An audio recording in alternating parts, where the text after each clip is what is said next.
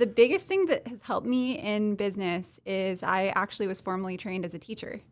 And so I'm a facilitator. So I'm able to hold space for people. And I mention at the Hive quite a bit that if I could hold space for a room of middle school kids to get up and share words that they wrote from their heart in front of the same kids that probably bully them on the playground or over lunch, and they feel safe in my class, then I can do that with adults.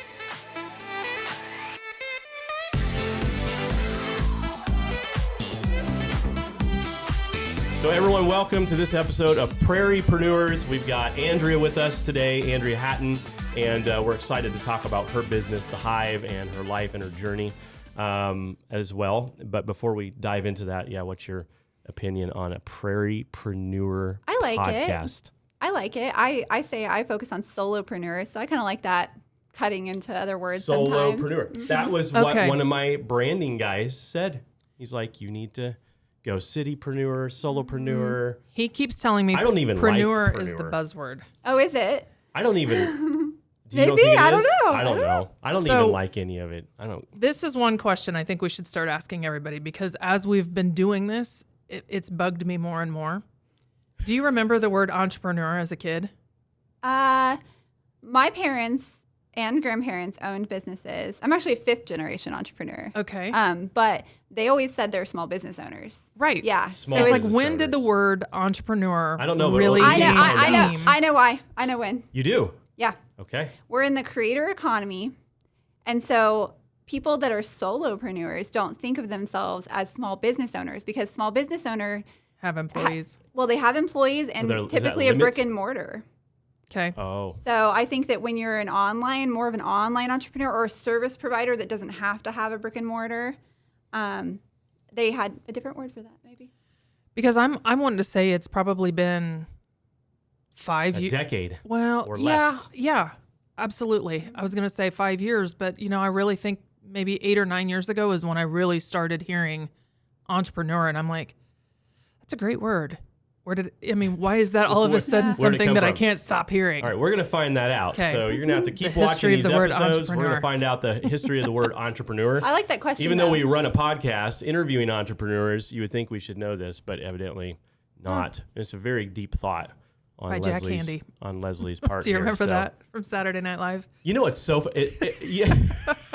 So this morning, I was in my team meeting with my team, and we huddle up every morning and get each other. We do kind of the Walmart thing, but maybe You greet everybody? no. You You do know how this- like Walmart, standing meeting? they gather all their employees and they got this hoorah shout thing and let's go out and tackle the world of Walmart.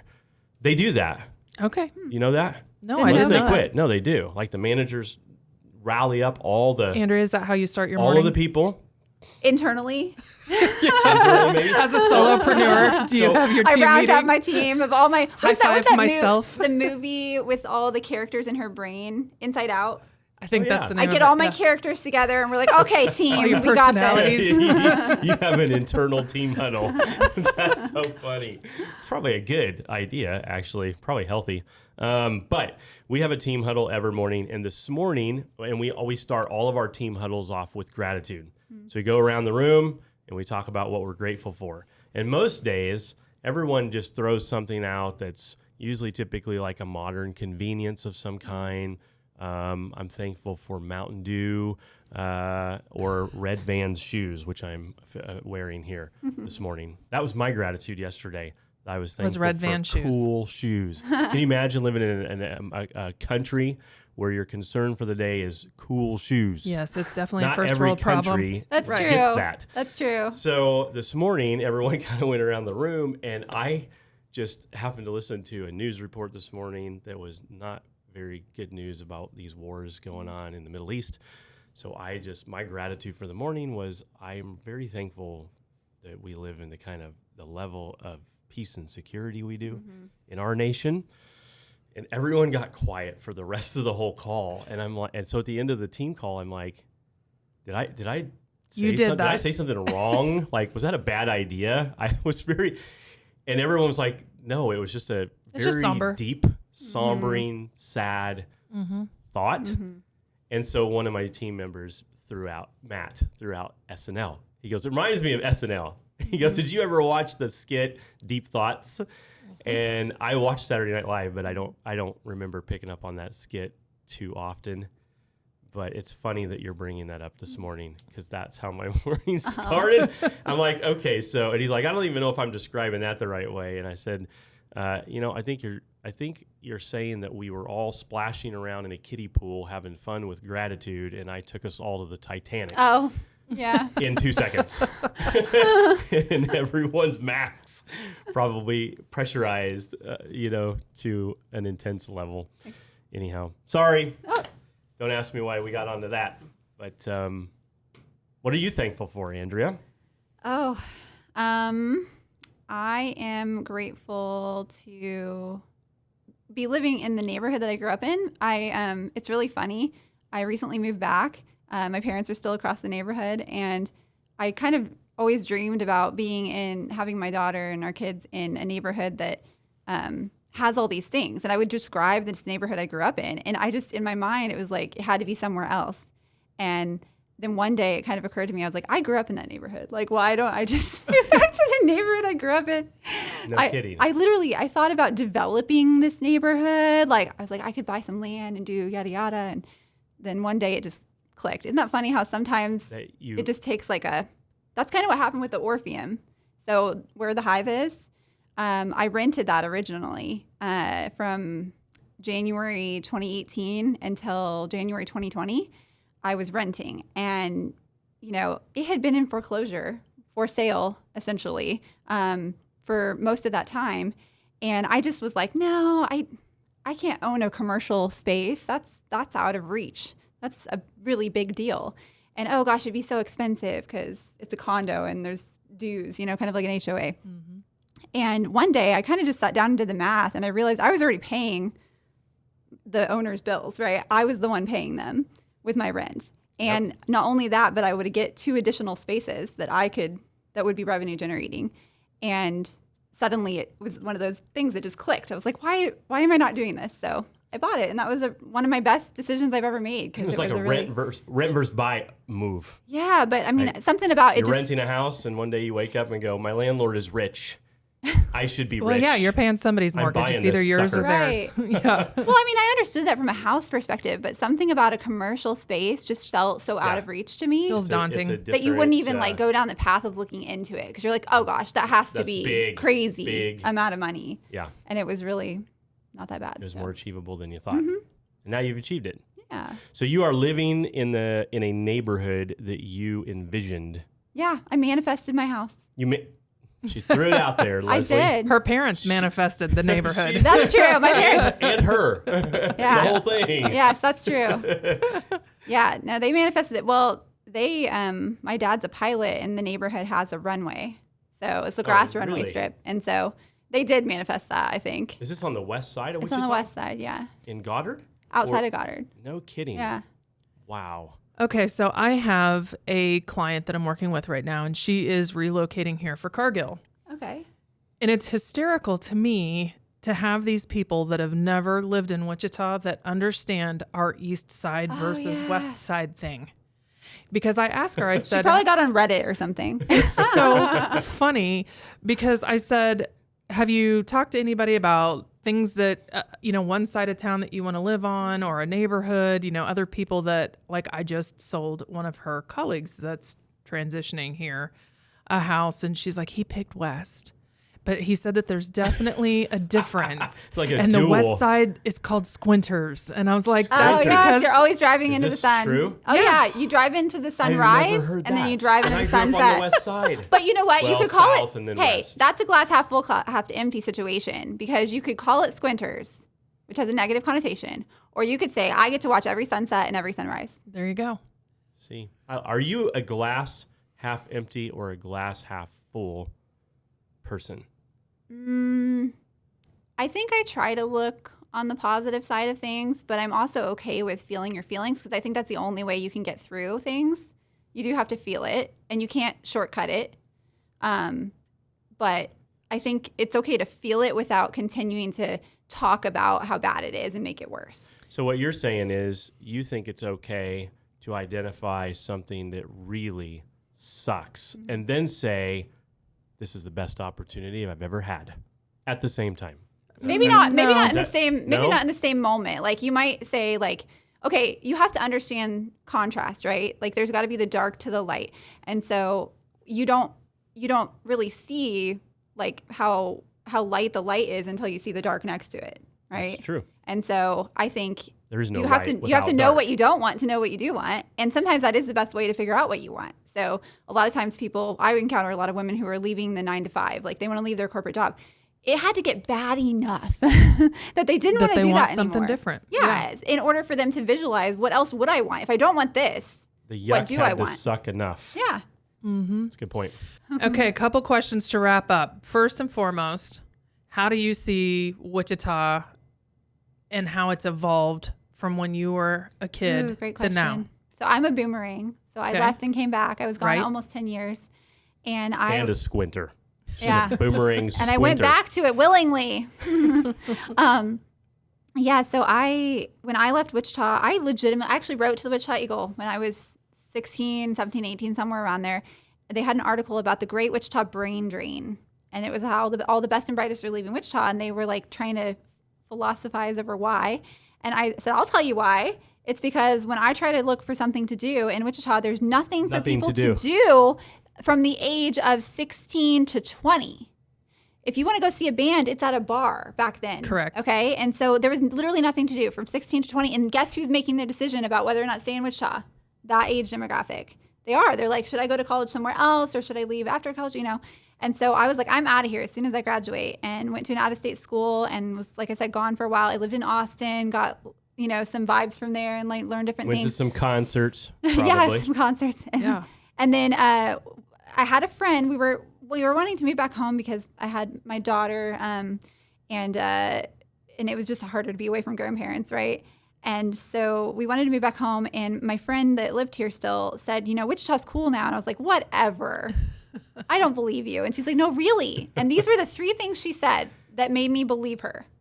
She said, we have food trucks, we have street art, like murals, and we have breweries. And I was like, oh, Wichita is cool now. Okay. Because if you think about Austin, like those are all things that Austin had. Yeah. And I think ever since that, and then the Wichita flag became a thing, thanks to, the workroom and all of that. Yep. And I think it was getting cooler and cooler. So I like that Wichita is a place that you can, they always say like small town vibes with big city ambition, and you can really be somebody here. Mm-hmm. Like I am Facebook friends with, so many like leaders in Wichita. And there's a lot of entrepreneurship in Wichita. That's why we've been highlighting we really foster it on this podcast. And it thrives here. Mm-hmm. One thing I can tell you for sure, for those of you listening, Wichita, Kansas definitely has one of the coolest freaking airports I've ever seen. We do have a good airport. It's almost like a private airport. The walkways to the jets, to get into the jet, is all glass. Mm-hmm. I've never seen that. Go to the big cities and it's closed in, nasty. Yeah, no, it's I like if I'm TSA pre-check, I can get there about 20 thing, minutes ahead of time, and I just walk right in. It's amazing. Yeah, Wichita's got a good airport, people. So who are a couple of other entrepreneurs that you think that we should interview for our show? Yep. My gosh. Give us 2 names. There's so many. That's why it's hard. Give us a couple names. Can you put us in touch with? Well, I know one that you and I are going to go after. Oh yes. Real soon. Can I say it? You can. Yeah. Okay. So he really wants to interview my cousin Jill Hattan, who owns Dawn Hattan, and we'll see if we can get her. We'll work on her. Andrea is really introducing Jill to the world of social media. Yeah, we started working together about 4 years ago, and she didn't even have a personal Facebook account really. So okay, here's so my question: coming after you, is Jill. Jim still here in town? Yeah. Okay, I think we should have Jim. Ooh, he's Hattan? a great. Okay, Jim has one of those voices. Yes. That like you can close your eyes and you just imagine you're listening to like somebody from a different time period. Like he's still kind of got that cool voice, that like storytelling voice. So but all the men in my family are great storytellers. So we need to interview someone a little bit older than us. Go back another generation or two because we haven't gotten that yet on the show.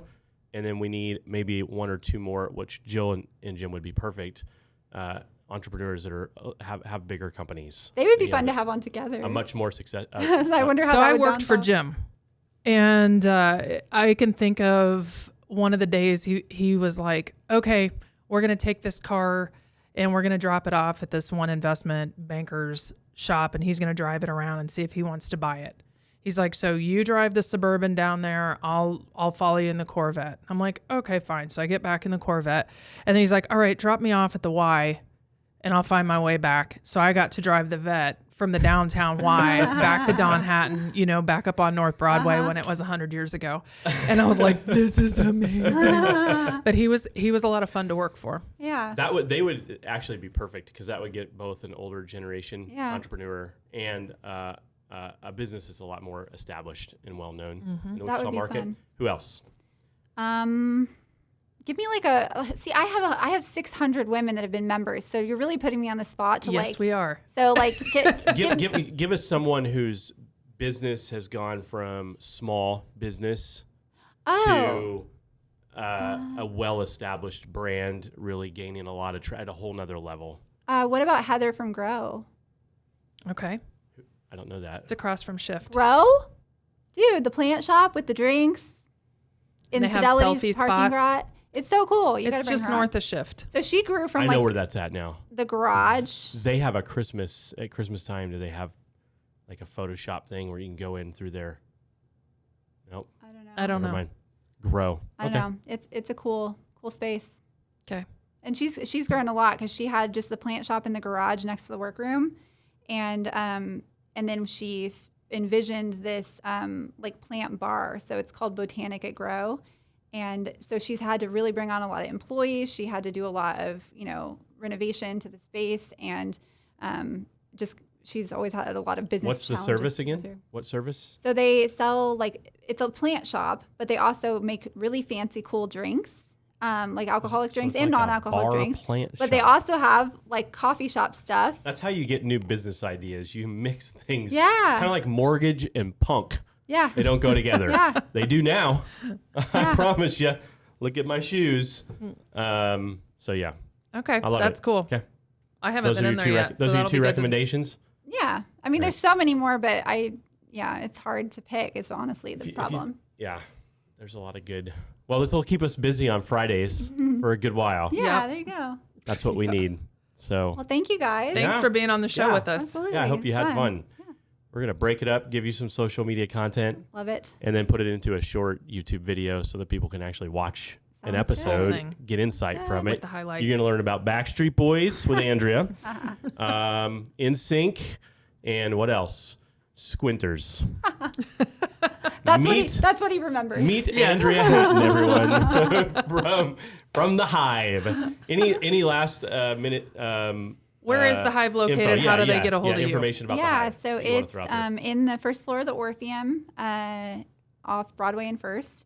You can go to our website, thehivewichita.com, or find us on social media, The Hive Wichita, and you can reach out. We just recorded a really cool real estate style tour, so it's pretty much comprehensive. It's like as if you're having a tour in person. So And they can That's see cool. that on your on the website, yeah. on the website or on your Facebook page, or on whatever. Instagram, Facebook, yeah. Instagram. Sweet. Okay, everyone, you don't need office space to hang out at the Hive. It's true. So you just need to be a female entrepreneur. Yeah, and And men what is can, everyone else in men the world? can do day What passes. is everyone else in the world again? You just have to Everyone identify as else. female that day, Chris. Oh, okay. Yeah, you can do For a day, your you day can do a pass. day pass. You don't even have to have a woman there. You can We'll do get you a long blonde wig. There's a guy at the Hive right now doing a day pass. Okay, he bought it online. He wanted to print something on our printer. We have free printing when you're doing a Guys, day this pass. is excellent for dating. Andrew, be careful. Maybe not. Maybe. Oh my gosh! Can I say one little tidbit? Sure. Yes. I hope I don't get in trouble for this. So one of our members is a matchmaker, and Susanna Matthews. told me that. Yep. Oh, yeah. And one time when I was dating, I'm married, but when I was dating and the in between time after my divorce, I swiped. There was you're swiping on the app, and there was a photo of this guy, and it was in the Hive. And I was like, what? How did he get access? Who is this? And why is there a photo in the Hive? Hive. And then, I remembered, okay, she probably took his photo Was your there. security team having alarms go off in the back room? Beep, beep, beep. We have an intruder. I thought it was kind of smart because I'm like, there probably are a lot of women who would recognize that and be like, oh, dude's connected. He's supportive of women. Cool. That's so funny. That's hilarious. All right, now you've got the inside scoop on the Hive. If you're needing to get matched up with someone, Andrea has a matchmaker. And if you've ever seen the movie Hitch, because I like to throw out movies, it's kind of like that probably. So, all right, Andrea, thank you so much. Thank you. You are a joy. Bye, everybody. Appreciate all of your insights today.